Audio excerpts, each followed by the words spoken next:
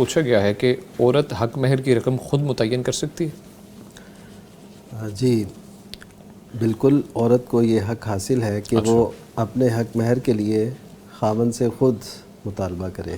اچھا، یعنی خاوند سے یا اس کے بڑوں سے کہ مجھے اتنا حق مہر چاہیے.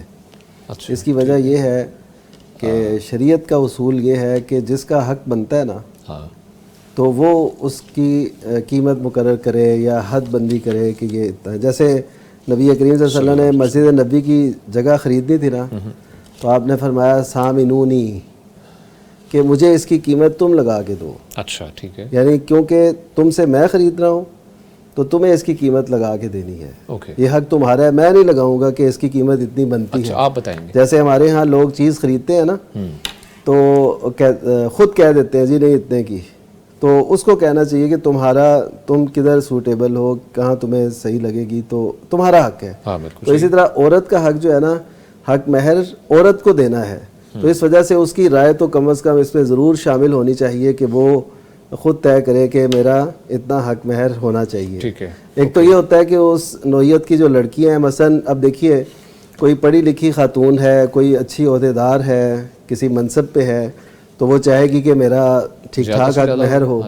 ٹھیک ہے، اگر وہ اس کے رائے بھی نہیں لی جائے گی اور اس کے کہے بغیر ہی وہ حق مہر جی لکھ لیں 5000، تو یہ اس کی ظاہر ہے مطابق نہیں ہے. اسی طرح کوئی ہے اس کو اتنا وہ پڑھی لکھی نہیں ہے یا ایسا کچھ، تو وہ کم پہ بھی راضی ہو جائے گی. لیکن مفتی صاحب کیا یہ رشتہ کرنے سے پہلے، نکاح کے موقع پر طے کرنے کے پہلے؟ نہیں، یہ پہلے طے ہونا چاہیے. بالکل صحیح. اصل میں شریعت میں تو ایسے ہے نا، آپ کو پتہ ہے کہ حدیث مبارکہ صحیح بخاری کی، تو آپ صلی اللہ علیہ وسلم نے اسی وقت ان سے حق مہر کا پوچھا صحابی سے، اور ان سے کہا کہ تلاش کرو، اگر تمہیں وہ ملتا ہے، لوہے کی رنگ بھی، انگوٹھی بھی ملتی ہے، وہ بھی لے آؤ. تو پھر انہوں نے کہا کہ وہ بھی نہیں ہے. آپ نے فرمایا کہ کوئی صورتیں یاد ہیں؟ تو انہوں نے کہا جی. تو آپ نے فرمایا کہ چلو تو وہی انہیں سکھا دینا، تو یہی تمہارا حق مہر ہے. یعنی یہ سنن نسائی میں وضاحت ہے کہ انہیں صورتیں سکھا دینا. ٹھیک ہے. عموماً جو ہے وہ یہی ہے کہ صورتیں جو تمہیں یاد ہے نا، وہی تمہارا حق مہر ہو گیا. اچھا ٹھیک ہے. تو مراد یہ ہے کہ نبی صلی اللہ علیہ وسلم نے اسی موقع پہ طے کیا حق مہر، اور پھر اسی موقع پہ نکاح کر دیا.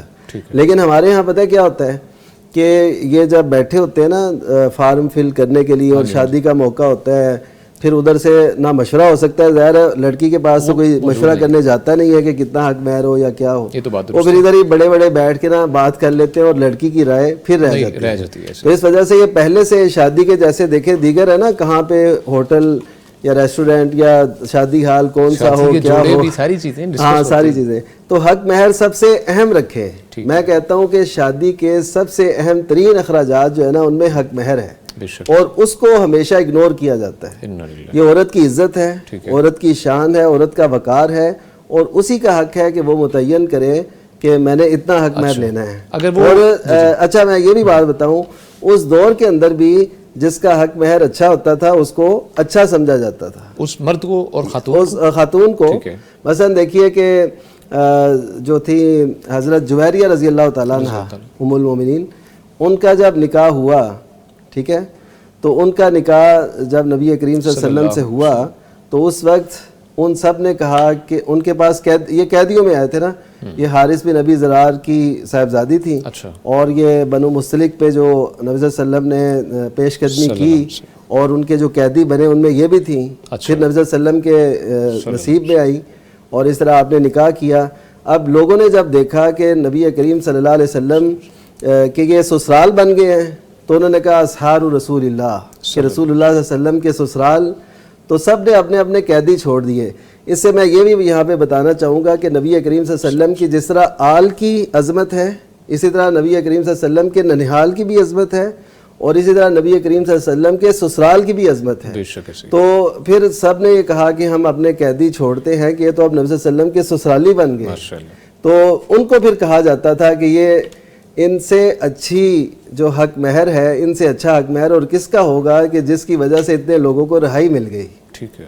تو حق مہر جو ہے نا بیسکلی عورت اگر طے کرتی ہے، مطلب اگر ایک مرد کی اتنی پاکٹ ہی نہیں اور عورت طے کرتی نہیں، وہ دیکھے نا، وہ پھر ظاہر ہے معاملہ کئی دفعہ ہوتا ہے کہ لڑکی والے ماشاءاللہ ویل آف ہوتے ہیں لیکن لڑکے والے کچھ حد تک نہیں ہوتے, افورڈ نہیں کر پاتے, تو وہ پھر لڑکی غلط مطالبہ کر دے, لڑکی سمجھوتا کرے نا کہ مجھے یہ اگر چاہیے, بہت ضروری ہے, میں کہنا چاہوں بالکل ایسے یہ اگر چاہیے مجھے خامند, یہ اتنا جو جس سے اب تک بات یہاں پہ پہنچی ہے بہت اچھا ہے, اس کا اخلاق کردار یا اس کی تعلیم یا اس کا منصب جو بھی ہے, تو اس کے لیے وہ سمجھوتا کر لے. لیکن میں یہ کہنا چاہتا ہوں کہ اس معاشرے کے اندر عورت کو, لڑکی کو جس کی شادی ہونی ہے اس کو بالکل اگنور کر دیا گیا. میں نے کئی دفعہ دیکھا, ہم وہ کر رہے ہوتے ہیں فارم فیل تو پوچھتے ہیں حق مہر, وہ کہتے ہیں بلاؤ جی وہ فلاں کتنے نے, انہوں نے پوچھیے اور دیکھیے یار, یعنی ایسے کر کے اس موقع پہ یہ چیز جو ہے وہ طے نہیں ہو رہی ہوتی. باقی سب کچھ طے جی, کیا کیا ہوگا, مینیو کیا ہوگا, کیا کھانا ہے, کیا پینا ہے, جو اصل خرچہ ہے اس کے بارے میں کوئی سوچتا ہی نہیں. تو یہ پہلے سے طے کریں,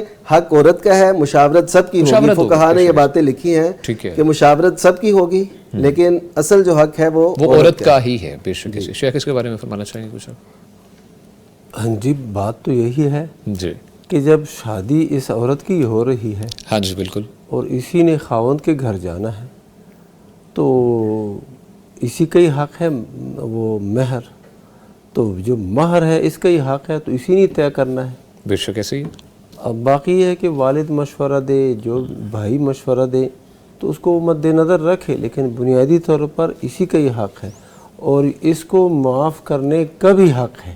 اچھا, اگر یہ معاف کرتی ہے, کمی بیشی کرتی ہے, تو یہ حق بھی اسی کا ہی ہے. باپ بھائی وغیرہ نہ معاف کر سکتے ہیں, نہ کم کر سکتے ہیں, نہ ایسے طے کر سکتے ہیں ان کے مشورے کے بغیر. ٹھیک ہے, تو بنیادی چیز تو یہی ہے. ٹھیک ہے سر. اور جیسا کہ شیخ صاحب نے فرمایا, یہ بنیادی شے ہے جس میں عورت سے نہیں پوچھا جاتا, اور بعض قبائل میں تو یہ بھی ہوتا ہے اس سے نکاح کے متعلق بھی نہیں پوچھا جاتا, بس شادی تیار ہو جاتی ہے اور کہا جاتا ہے کہ فلاں کے ساتھ آپ کا نکاح ہوگا, نہ پوچھا جاتا ہے کہ یہ آپ کو پسند ہے کہ نہیں, بس زبردستی ہے. اور اگر وہ انکار بھی کرتی ہے تو ماں ایک طرف سے کہتی ہے کہ ہماری عزت کا خیال رکھو, باپ دوسری طرف سے جو ہے نا غصے میں آ رہا ہوتا ہے کہ یہ کون ہے کہ ہم سے ایسی وہ مطالبہ کرے آگے, اور بیٹی اللہ معاف ماں کہتی ہے, دوسری جو کہتے ہیں ہم سے تو کسی نے نہیں پوچھا, اب آپ کہتے ہیں مجھ سے پوچھے. ہاں جی, تو یہ ظلم ہے, اور ظلم در ظلم. یہ